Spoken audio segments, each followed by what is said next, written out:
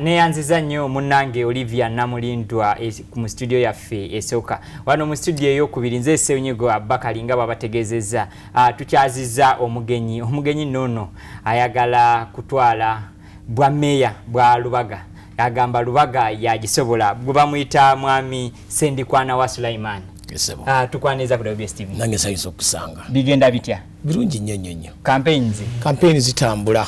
N'abantu basanyufu kubaga nti myaka 5 oli n'abameya nga tebamulabangako mu ekitundu kyabwe. Naye nga baganya ate gwe obaddewo ate ekyo tulaga katuli naawe. Wamwe teri kusikangana migwanga we tulaba mu campaigns endala. Mu candidates kyali bulungi era kisula tujja kusigala. Abalonzi bamwe. Abalonzi n'abempisa balina. Tuli mu harmony 100% harmony Lubaga yonna abalonzi bo balinda mulamu ati biki byotukoledde yebo badde meyo badola bikotya abati yabuzo byabe balina mu Lubaga bamuvuddeyo banje abagala ekifo ky'obwa meya kiki abaddewo takoze nga mwenna mu kitunulidde ndoza kati nze nja kwogera ku lwange naye nga nze mu kulaba okwange bolondi bwa meya abantu olina okubalaga nti obakyusa mu mbeera ze balimu ekyo ekisookera ddala mu by'emyala mu by'enguudo mu by'ensiri ezibaluma ebiku ne tuba nga ffe tusinga ebiku mu Kampala division bisinga mu Lubaga ngamba meya ng'ekyo nakyo nina amajega bifuuyire kuba kiri nkwata mu nsawo yange nefuuyira abantu ebiku Sente ziba nyingi. Nedda sebo. Boba kuba kwagala sente si nyingi. Kuba kwagala. Era bw'olaga nti yagadde abazadde bamanya nti olwanyeeko. Naye otalwanira ku ddala. Abantu nze kusinziira mu ndabe yange. Nze abantu ebyetaago bakolera bingi bye beetaaga ng'oli mmeeya. Kubanga oba mukulembeze waabwe. Kati mukulembeze ngera bw'obala taata waka olina okulagawo enkyukakyuka. Mu by'obulamu n'otafanya na kumanya nti lwaki akalwaliro k'ekitebi abasawo tebabeerayo. Lwaki yeddagala gavumenti yeganti lina tete kati oba ekitebi teriyo basawo oba ogenda bateekayo oba eddagala ogenda digulirayo kirungi nnyo ekibuuzo ng'ekyo waliwo kye tuyita supervisory role mu lulimi olwaffe Oluganda kwe kulambula oba okulondoola oba wakolako mu banka waliwo kye bayita spot check nga oba tubakoze spot check abantu bekola bye bakola ki bye baagala naye bwe bamanya nti meya tamala kulaga wanajja n'alaba ebintu bitambula bitya oba okyusizza kirenyi tekyetaaga nti ogenda okwata sente z'ogula eddagala tekyetaaga abasawo nti obateekeyo naye enkwata gy'okwatamu abakozi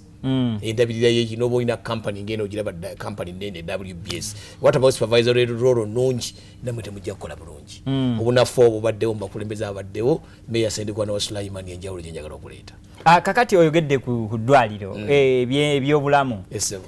Lubaga tulaba munene nga division yonna ate gwe oyogera ku ddwaliro limu mulimu eddwaliro limu bulimu bubiri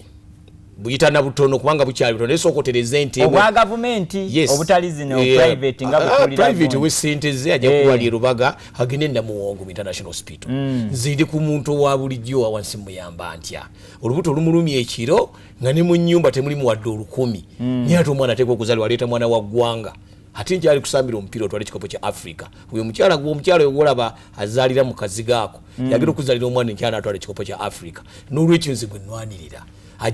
ajja kubuuka bambi ebbaafu ye agende mu ddwaliro nga teri kikola kiriyo tulina Kawala center 3 yes ne Kitebi kati obwe nyinyiri obutono bwe tulina okusooka okuteekako amaanyi then tusabe engeri ekoleddwa Kawempe naye nga n'ekiriwo kiringa onoga nti nsobola okulabirira ente emu ndyoke ndabirire ente 2 oba 3 naye n'emu yennyini ekulemye okulabirira ate osaba 5 kyenjagala njenjawulo Sendikwana wa Sulaiman fuke meya we Lubaga nkyuse ebintu bingi kati lwaki embeera eno ey'abantu abo bogamba bali mu mbeera eya wansi okugenda mu ddwaliro ofuna eddagala ery'obwereere lwaki tomusobozesa n'omufuneyo ne tugambe n'omusobozesa okwefunira ssente yezeegulira eddagala kubeera waliwo n'olugero lw'Abaganda lwe batera okugamba nti oli tomuwa kyennyanja wabula muyigirize engeri gye bakwatamu omwene eddobo oli mu ansa muuzannyira ddala bw'oti kubanga bameeya abeesimbyewo Sendikwana wa Sulaiman nsitudde ebibiina eby'emirimu eby'abakyala bibiina bimeka abangi boogedde ku bibiina ndimenja nawano oba oyagala tumenyereyo nga 3 kamukamu abeemutunde mubalamusizza tukolere wamu abe mukabowa abakyala saako yekabowa saako abakyala abasimbuule abavubuka mwambi baziri okutumidde nnyo Kabowa Musimbwa zone ekibiina ekyo kati nze petroni waakyo basituse nnyo nga njagala bayige emikolo emirimu toyinza kugamba tojja okubuulirira omufumbo nga gwe tofumbirwangako kati sendize kenyini nina businesses nga nava wansi nga nja nesitula manyi obulumi bwoyitamu omuntu okukola business wetukiddeko ebusiness nene zennira naye nga natandika wansi kibba okumutunda kyetikka ntundira ebalagala zange sitekanso yankasukako ku tipa ntunda kasooli ntunda omugaati kakati nvudde wala manyi omuntu omusitula n'okusoma kwange okujja okusoma okutuuka eyo okufuna diguli eyo Makerere teyali nyangu zaali mbirigo kati omuntu ayise mu ttanuulu eyo aba mwangu nnyo ate nawe okukyusa kubanga byayiseemu bingi kati ono ye meeya Sendikwana Simon sijja kukoma kulwanirira mukyalo gwe nagambye nga yita nafuna 10 n'abantu muteko basitula mu mbeera kubanga eyo ebyemirimu nina okusooka okubasakira emirimu already ndi employer mu Lubaga. I'm the biggest employer mu Lubaga. Oyo bakolawa ka tuli ku TV. Airtel distribution mu Lubaga division yonna eri under my head. Bigolabo omwana nti ayinaka Airtel money ambulera atambize ya time ali mkyala ali awo alina gundi ye amasimu biki oyo Sendikwana Sulaiman kyogedde openness yonangeraba bawulira bana ba buli wolaba Airtel mu Lubaga wonna n'abaana bonna bolaba enkozesa yonkwaddeko ka tip ku businesses endala jagadde kumbuuza bakolawa nkikulaze bwe ekyo kiri mu girasi maduuka aga manene nga olaba ku kizimbe kya Samune edduuka lya Airtel refasu company yange Sendikwana Sulaiman kati olwedde manyi obulumi obulongo mutakola kuba abaana bali benkozesa kati ze bwe n'aba meeya era nze ngenda okuleeta wenjawulo mu bantu okubafunira emirimu kuba mbadde nkimanyiiko kangaziye kigaziye kubanga olwedde mbadde wakitandikako dda bwe tutuuka ku by'emyala oyogeddeko ku myala emyala ogenda gikola otya emyala gino kuba abantu bazimba wegiyita abantu bazimba mu bisenyi ogenda kusitula abantu bakanyugendaawo abantu abo tobakwasuka ttale kubanga government yali tegazeetinze bwambe butazimbawo ye yali embere y'abasindika ne bazimbaawo kati wewe wazzeewo enkulaakulana alese enkulaakulana mu kimutegeeze osasalizenga n'abantu nti abantu bonna nga tugenda okukola omwalo ogwo abantu basasule atuluza sente mmeka wosobulidde okukola omwala guli abantu bano baagala kantu katono nnyo bambi kumukyusa waabadde azimbawo mukulu Sulaiman abantu bangi era be basengudde gavumenti egambe bawa sente ne sente mwe bazibawa mwe muzirya abakulembeze kuba biri kuliko alimba munne omukulembeze oba gavumenti oba omuntu akotte sente waliwo pati erimba ginne waayo naye records bwe zibaawo kuba ebintu biba ku records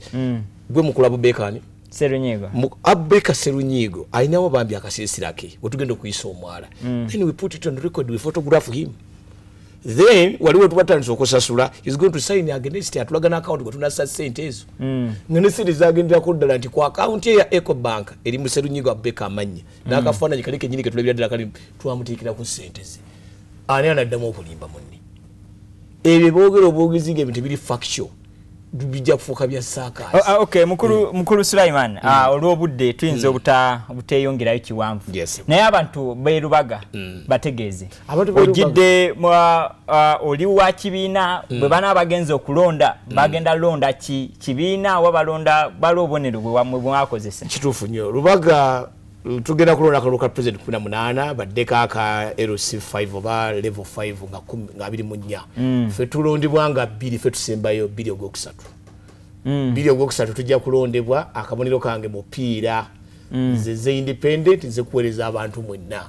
nze okuweereza abantu mwenna ab'e Lubaga emiruka giri 13 mu Lubaga bumpe eddakiika emu yo kanjimenya najja 1 najja 2 mulabye nnyo meya temumulabanga nako negati kumwinofuna meya balambula amulaba ndabanga ate bamulaba zwe bantambulayo Kabowa parish ne ngamba